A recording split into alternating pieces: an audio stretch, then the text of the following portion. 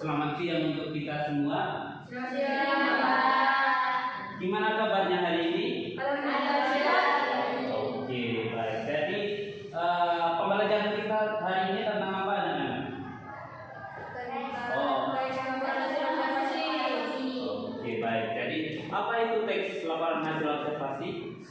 Siapa yang tahu di sini?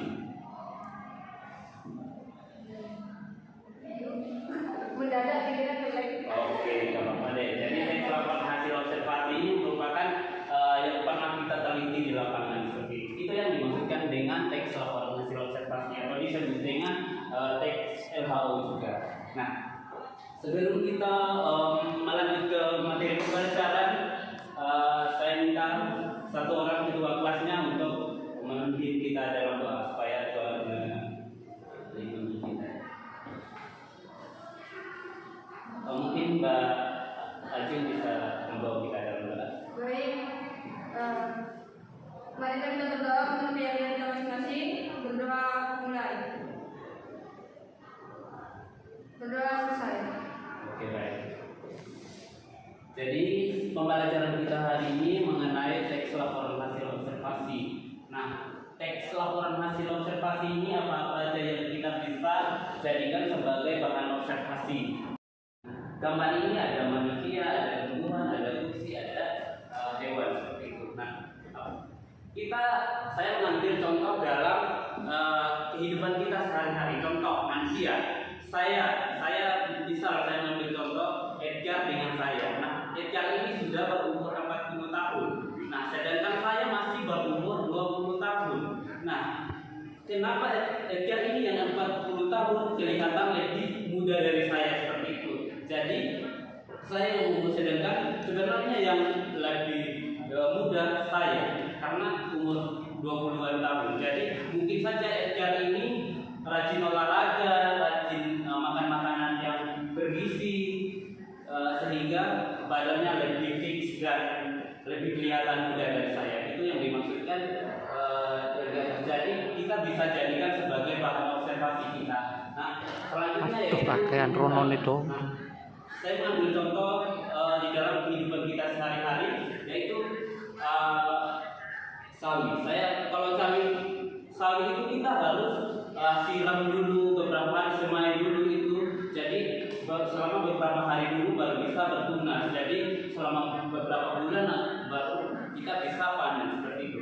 Itu yang dimaksudkan bisa dijadikan sebagai bahan observasi kita nantinya seperti itu. Jadi selanjutnya yaitu ada benda seperti kursi yang di atas. Nah, kursi ini terdiri dari beberapa kaki. Jadi kita bisa menganalisis kursi ini terbuat dari apa dan lain sebagainya. Kita bisa jadikan bahan observasi kita juga. Itu yang dimaksudkan dengan berupa benda dan lain sebagainya. Nah, selanjutnya yaitu hewan. Nah, kalau kita mengambil tentang hewan, nah bisa saja si Mbak Ajeng ini pelihara kucing di rumah. Nah, kucingnya ini sangat lucu dan sangat aktif. Nah, kucing ini bapaknya apa dan lain sebagainya, kepalanya besar atau dan lain sebagainya, itu bisa dijadikan bahan observasi kita juga. Itu yang bukan hanya manusia atau lain sebagainya, jadi berupa benda dan lain sebagainya. Itu yang dimaksudkan dengan laporan hasil observasi ya teman-teman. Sebelum kita melanjut ke materi, apakah ada pertanyaan? Belum saya lanjut. Penglihatan. Nah, pada indera penglihatan yang dimaksudkan di sini, contoh kita bisa lihat kursi, meja, dan itu nanti bisa dijadikan sebagai bahan observasi seperti itu. Itu yang dimaksud dengan pada indera penglihatan. Nah, selanjutnya yaitu panca indera pendengaran. Ya. Nah, pada indera pendengaran ini kita hanya bisa mendengar saja. Contoh, saya mengambil contoh dalam kita mendengarkan lagu di radio.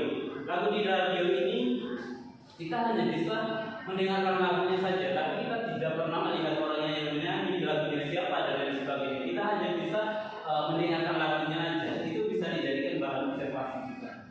Nah, selanjutnya yaitu panca indera penciuman.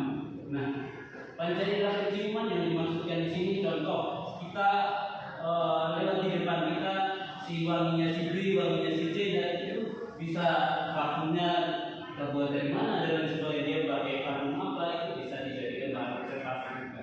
Nah, selanjutnya yaitu panca indera perasa. Nah, panca indera perasa yang dimaksudkan di sini ya, kita hanya bisa merasakan, tapi kita tidak bisa melihat. Contoh, garam ini kita masukkan ke dalam sayur. Nah, garam ini kita tidak bisa melihat, tapi kita bisa merasakannya. Contoh angin ini kita tidak pernah melihat angin, tapi cuma kita merasakan saja. Itu bisa dijadikan bahan observasi juga, teman-teman. Nah, selanjutnya yaitu panca indera peraba. Panca indera peraba ini kita tidak bisa meraba, tidak bisa melihat, tapi kita bisa merabanya. Contoh saya punya di belakang ini, saya bisa meraba, tapi saya tidak bisa melihatnya seperti itu. Itu bisa dijadikan bahan observasi. Mungkin ada pertanyaan sebelum kita lanjut ke materi.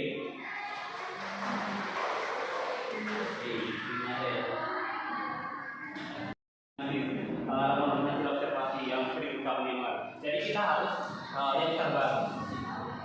Nah, selanjutnya yaitu mengatasi sebuah persoalan untuk mengambil keputusan yang efektif dan melakukan pengawasan atau perbaikan dan untuk mengetahui perkembangan suatu permasalahan. Jadi dengan kita turun ke lapangan, jadi kita mengetahui yang terjadi di luar sana. Itu yang dimaksudkan dengan permasalahan di sini.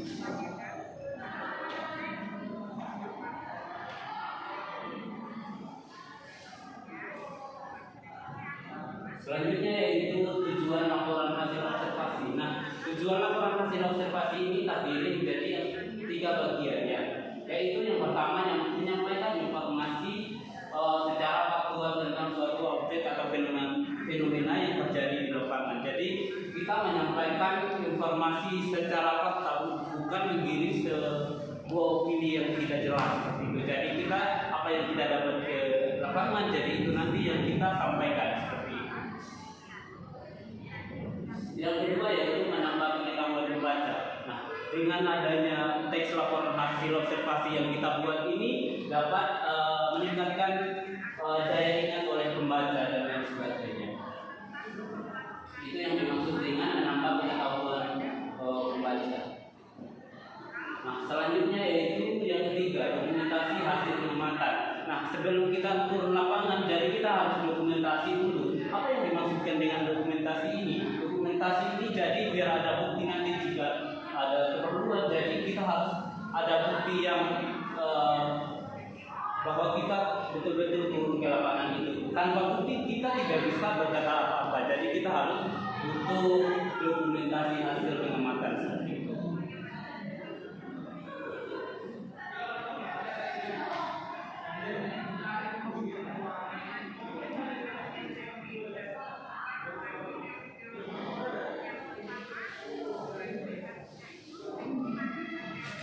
Selanjutnya ini manfaat laporan hasil observasi. Yang manfaat ini terdiri menjadi 4 bagian. Yang pertama yaitu sumber informasi yang akurat. Sumber informasi yang akurat yang dimaksudkan di sini merupakan yang betul-betul terjadi, bukan sebuah opini yang kita menggiring hal-hal yang tidak jelas seperti itu. Nah, selanjutnya yaitu yang kedua, bahan rujukan untuk penelitian lebih lanjut. Nah, bahan rujukan yang dimaksudkan di sini jadi contoh kalau kita membuat makalah. Nah, kita harus tentukan rujukannya dari mana dulu, sumbernya dari mana. Jadi kita sehingga kita bisa membuat makalah tersebut. Nah, tidak mungkin kalau kita membuat makalah itu kita langsung ke pendahuluan dan lain sebagainya. Kita harus melalui kata pengantar, daftar isi, pendahuluan, pembahasan dan penutup. Itu yang dimaksudkan di sini. Nah, selanjutnya yaitu yang keempat, mengembangkan kemampuan menulis ilmiah. Nah, dengan adanya teks laporan hasil observasi yang kita buat dapat membantu kita menulis bahan karya ilmiah juga. Jadi sudah ada pegangan nih untuk lanjut ke karya tulis ilmiah. Itu yang dimaksudkan di sini. Nah, selanjutnya yaitu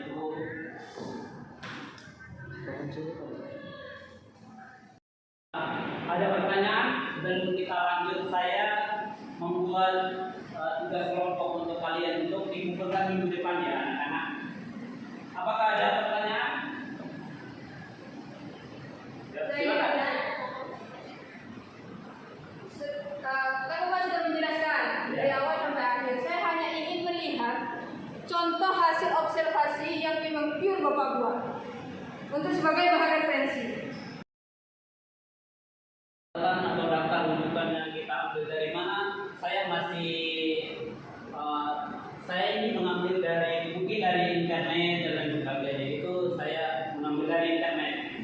Itu daftar rujukannya dari internet. Jadi kita bahas yang ini bisa cari ke internet. Nah, atau yang kalau butuh lebih jelasnya lagi minggu depan saya bawakan. Oke. Karena sekarang kebetulan saya belum membawakan buktinya seperti itu. Siap. Apakah sudah sudah jelas atau ya? Sudah.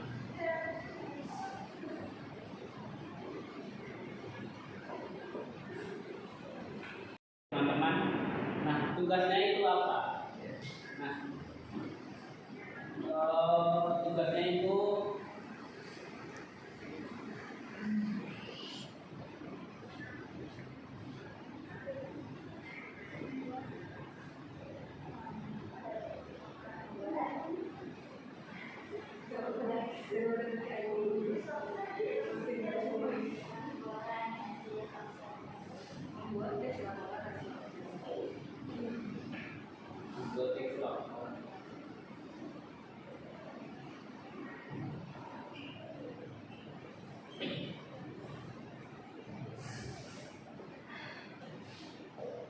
Bisa ditaruh di bawahnya, Pak.